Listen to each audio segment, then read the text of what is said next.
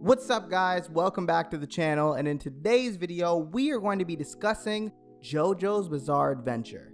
Now, Jojo's Bizarre Adventure is a legendary series which holds a very near and dear place within my heart.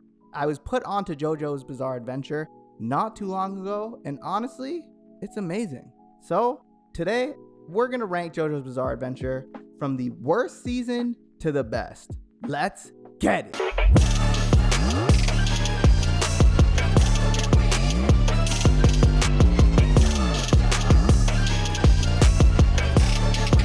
There are 5 seasons of Jojo's Bizarre Adventure. None of them are bad, but if we rank them from least favorite to most favorite, then part 1, Phantom Blood from season 1, will definitely be the weakest link of the show compared to its other parts. It may be because when the mangaka Hirohiki Araki started his career, he was still finding his voice and confidence as a writer. Because the Phantom Blood arc is vastly different from all the other parts of Jojo's Bizarre Adventure we know today, it's kind of hard to compare. It's like apples to oranges. However, there are some legendary scenes in this exceptionally short story. Some of the best moments from part 1 include the interactions between Jonathan and Dio. Why did you kill the dog, you bastard? But the good aspects of this part are severely overshadowed by the bad, which is why it ranks dead last. But also, let's not forget how much of a creeper Dio is. Why was this man trying to get Elena to kiss him like that? Like, bro, pause. Man looked like the nigga that says, yo, where my hug at? Except this man took it to the extreme. Man said, pass these lips or get this whip. Ultimately, Phantom Blood is a story about the rivalry between Jonathan Joestar and his adoptive brother, Dio Brando. Jonathan becomes a great warrior, and his adopted brother, Dio Brando, well, he becomes a vampire and the antagonist of this arc as they grow up. Our second lowest ranking Jojo's Adventure is Stone Ocean. The 5th season of Jojo's Bizarre Adventure, Stone Ocean, is pretty much brand new. The main protagonist of the Stone Ocean, Jolene Kujo, is framed for a crime she did not commit. She takes a stance to examine the mystery surrounding Father Enrico, the prison's priest. This chapter was indeed one of the series' craziest and had some amazing stands, as most of the scenes take place within the prison walls.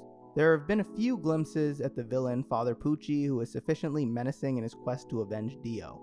In terms of the future of Stone Ocean, manga readers have complained about the stand fights in particular, saying that the stand powers were a bit too bizarre, even by JoJo standards, making some fights difficult to follow. Stone Ocean wraps up the philosophies of the Stone Mask and Stand Arrow.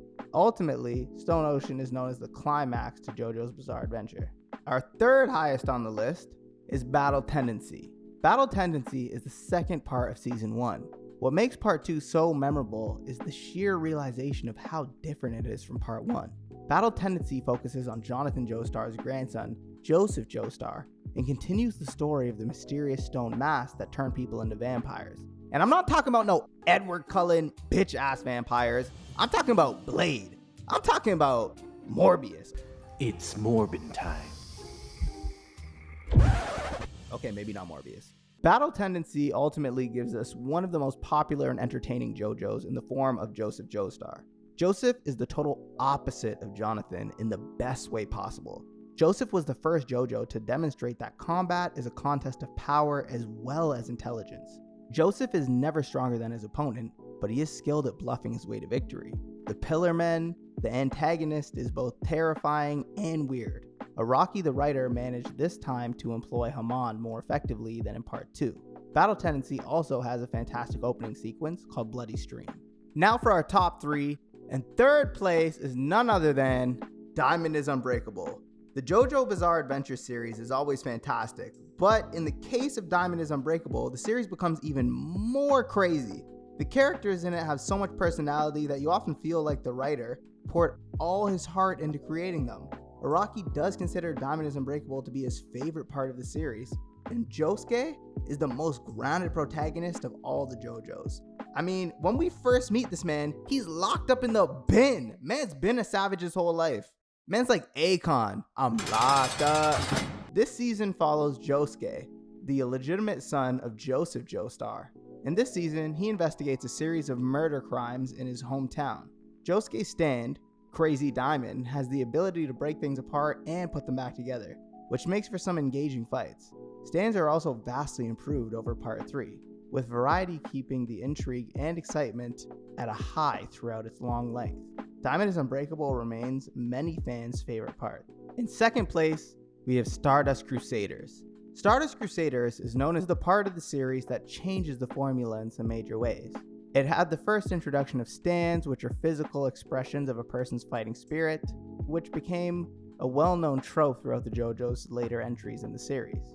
This part gives us one of the coolest JoJos, Jotaro Kujo. Jotaro himself is a nice blend between Jonathan and Joseph, and has gone down as one of the best, particularly for his appearances in the latter parts. Due to the introduction of stands, the fights are definitely a step up from the first two parts of JoJo. On top of that, Stardust Crusaders is the first part where we see the characters teaming up against an adversary, and it brings some of the most psychologically intense battles that have nothing to do with strength. This iteration of the new JoJo has been recognized among worldwide audiences as fantastic, and the antagonist, Dio of the Phantom Blood, returns. This time, Dio is so well written that the fans remember Dio for the role in Stardust more than they do Phantom Blood. And who can forget the ultimate GOAT meme, Dio taking over the world though! And without further ado, our top pick, drum roll please, is Golden Wind.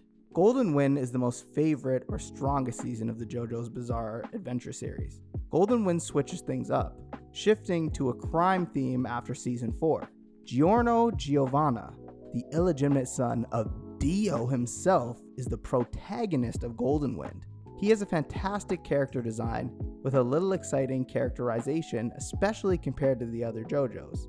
He has a stand named Golden Experience, and he becomes a gangster in the mafia to fulfill his goals. His ultimate goal is to rise through the ranks of the Napoleon Mafia in order to purge it of corruption. Golden Wind has amazing side characters like Bucciarati and a gang with distinct personalities. The villain of Golden Wind, Diavolo, is an entertaining antagonist, but he doesn't appear until closer to the end of the series. Golden Wind is also very famous because of some of JoJo's best openings and scores. Giorno's theme is instantly recognizable and even adored by many non-JoJo fans. Now, I'm not gonna lie, the best part of JoJo for me is the poses. I mean, huh, ha, huh. Man's looking like Johnny Bravo out here. Give it up for Giorno. But honestly, if you like JoJo's Bizarre Adventure, or this is your first time hearing about it, comment down below to let us know your favorite part of the series. And don't forget to like, comment, and subscribe to the channel. Until next time, peace.